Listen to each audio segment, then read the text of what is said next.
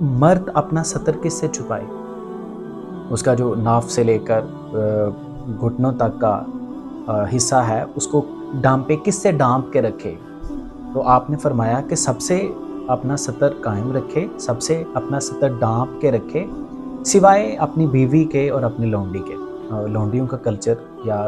رواج تب تھا، قرآن مجید بھی یہی کہتا ہے والذین هم لفروجہم حافظون الا علی ازواجہم او ما ملکت ایمانہم فانہم غیر ملومین،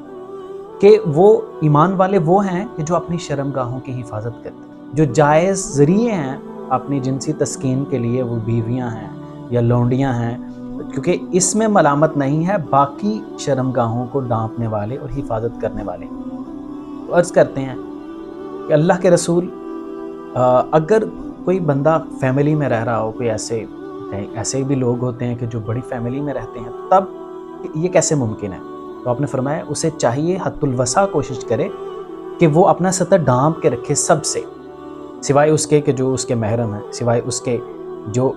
آپ نے فرما دیا کہ بیویاں اور لونڈیاں۔ تو عرض کرتے ہیں اللہ کے رسول اگر انسان اکیلا ہو، تنہا ہو،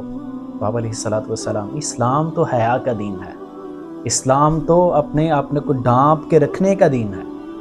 مرد کو بھی یہی حکم دیا جا رہا ہے۔ عرض کی اللہ کے رسول اگر کوئی بندہ اکیلا ہو تو پھر آپ نے فرمایا اگر اکیلا ہو تو اللہ اس بات کا زیادہ حقدار ہے کہ اس سے انسان حیا کرے، اور آپ نے فرمایا حیا ایمان ہے،